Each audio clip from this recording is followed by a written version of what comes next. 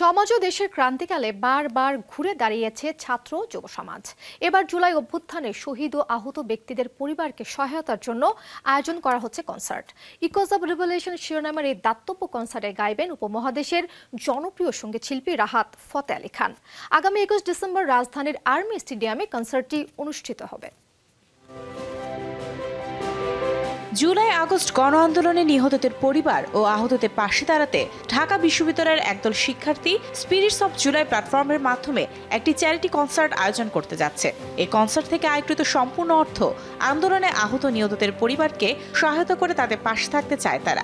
আয়কৃত অর্থ শহীদ জুলাই স্মৃতি ফাউন্ডেশনে অনুদান দেওয়া হবে জানায় আয়োজকরা। ঢাকা বিশ্ববিদ্যালয়ের কয়েকজন বন্ধুরা মিলে আমরা একটু চিন্তা করলাম যে আমরা তো আন্দোলনও করেছি সামনে থেকে, এখন আমাদের দায়বদ্ধতাটা তো শেষ হয়ে যায়নি, আমরা তো চাইলেও এখন অনেক কিছু করতে পারি।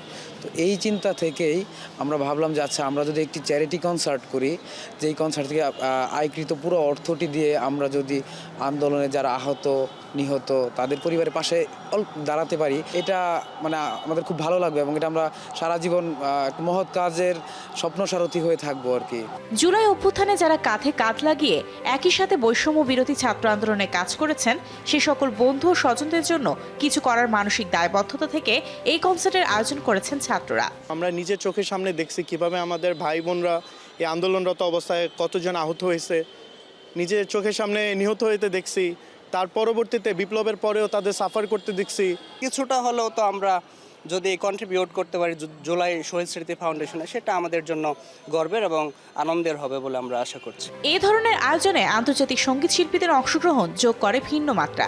তবে এত শিল্পীদের ভিড়ে কেন বাছাই করা হলো রাহাত ফতে আলী খানকে?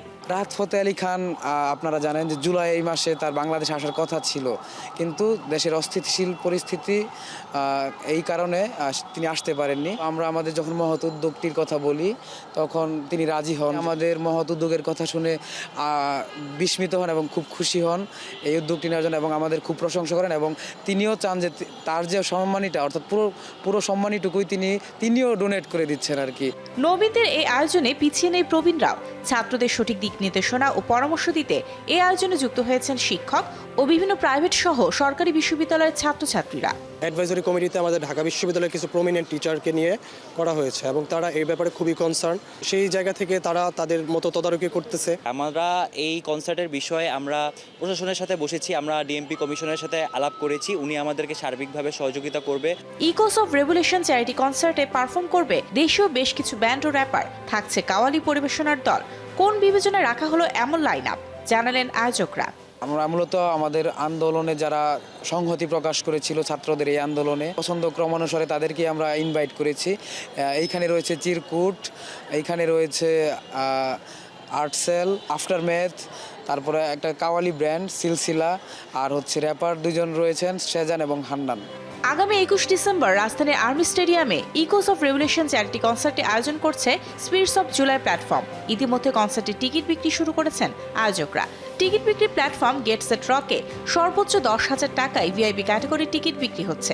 এছাড়া 4,500 ও 2,500 টাকাতেও মিলছে টিকিট বিক্রি বা হচ্ছে স্টল বা অন্যান্য আনুষঙ্গিক বিষয়াবলী এইগুলা থেকে টাকা এবং আমাদের যে খরচের উদ্বৃত্ত এইগুলা সহ আমরা পুরোটাই জুলাই ফাউন্ডেশনকে দিয়ে দিব এবং অলরেডি তাদের সাথে আমাদের একটি চুক্তি হয়েছে। চোখের সামনে আহত ও নিহত হয়ে যাওয়া বন্ধু ও সহপাঠীদের সহায়তায় আয়োজিত ছাত্রদের এই মহতী উদ্যোগে পাশে থাকছেন বাংলাদেশ সেনাবাহিনী, যারা ভেন্যুটি কোনো প্রকার অর্থের বিনিময়ে ছাড়াই ব্যবহার করতে দিচ্ছেন। আমরা আসলে ওই কোয়ালিটেটিভ ওয়েতে যেতে যাচ্ছি না, কোয়ান্টিটিভ ওয়েতে যেতে যাচ্ছি না যে আসলে আমরা কতজনকে সাহায্য করতে পারছি বা তাদের কতটুকু সাহায্য হতে পারছে। আমার কথা হচ্ছে আমরা যদি তাদের যে সিন্ধু পরিমাণ প্রয়োজন তার মধ্যে যদি বিন্দু পরিমাণও সাহায্য করতে পারি, সেটাই আমাদের জন্য অনেক।